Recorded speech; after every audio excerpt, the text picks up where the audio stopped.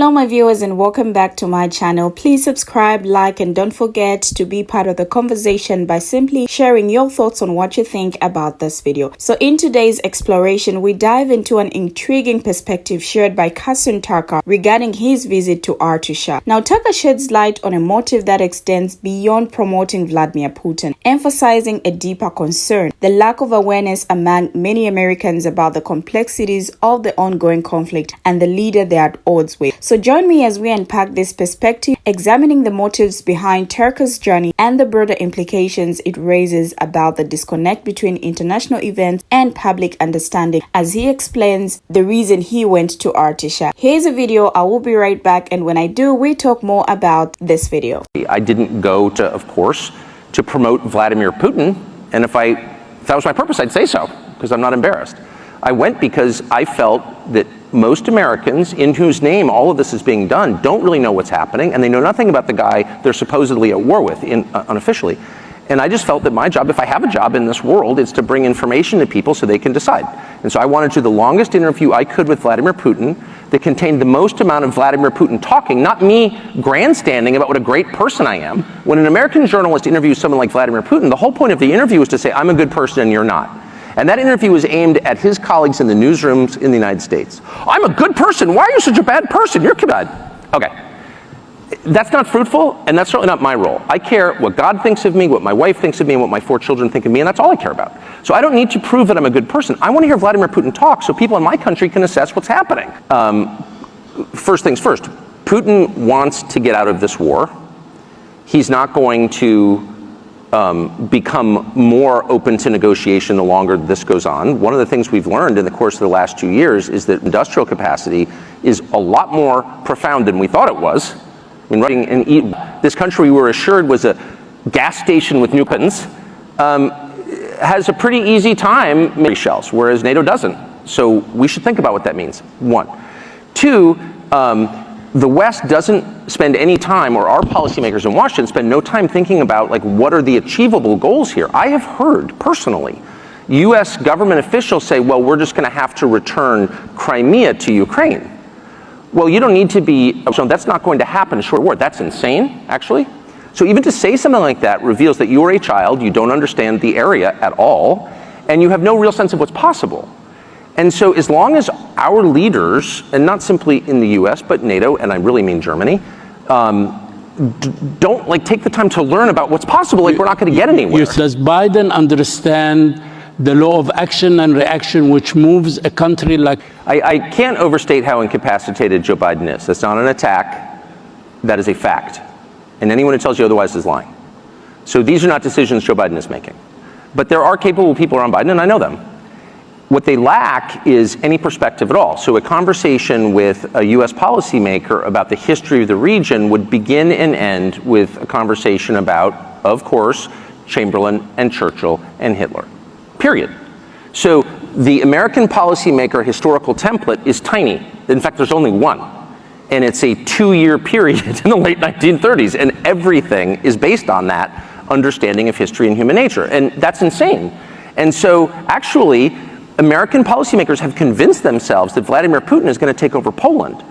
And it is not a defense of Putin. I don't mean to defend Putin. I'm not a fan of Putin's, and I'm not a subject of Putin's. I'm an American. However, there's no evidence that Putin has any interest in expanding his borders. He is the largest country in the world, and it's very hard to run. They don't need natural resources. There's nothing in Poland he wants. There's nothing he will gain by taking Poland other than more trouble. If you're saying that he's going to invade Poland, you don't know what you're talking about. The United States is, for this moment, is the most powerful country in the history of the world. So if you were to frame this in terms we're all familiar with, which are the most basic terms, the terms of the family, the United States would be dad, would be the father. And the father's sacred obligation is to protect his family and to restore peace within his walls. So if I come home, I have 4 children, if I come home from work and 2 of my kids are fighting, what's the first thing I do? Even before I assess why they're fighting, before I gather the facts and know what's happening. I stop the fight. I stop fighting. Yes. So if I come home and I have 2 kids fighting and I say, go, keep them, I am evil. Because I've violated the most basic duty of fatherhood, which is to bring peace. Because I have the power. I'm the only one who can bring peace.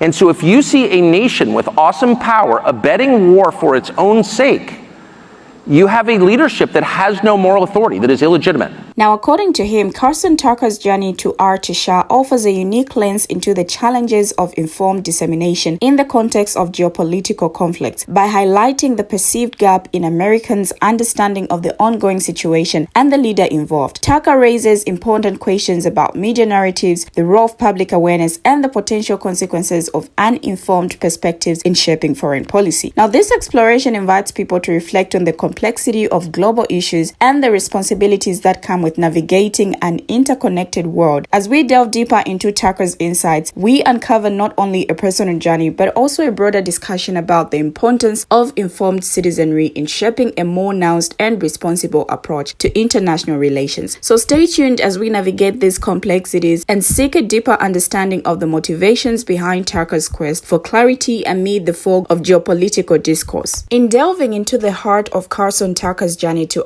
Shah, we unravel a narrative that goes beyond promoting any political figure. Tucker's motivation, as he articulates, stems from a profound concern about the disconnect between the actions taken in the name of Americans and the understanding that most Americans have about the ongoing conflict. At the core of this exploration is the notion that being at odds with a foreign leader, in this case Vladimir Putin, demands a nuanced understanding of the complexities at play. Now, Tucker contends that many Americans may lack this awareness, and his journey becomes a quest to bridge this gap between the actions carried out in their name and their understanding of the geopolitical landscape. Moreover, this exploration sparks a crucial conversation about the responsibility of media outlets, policymakers, and individuals alike in fostering a more informed and engaged public. Tucker's journey becomes a catalyst for questioning the narratives that shape our worldview and underscores the importance of seeking clarity in an era where information is abundant, yet understanding often remains exclusive. Now, he perceives his role as a conduit tasked with bringing crucial information to the public, empowering individuals to make informed decisions. Tucker's journey to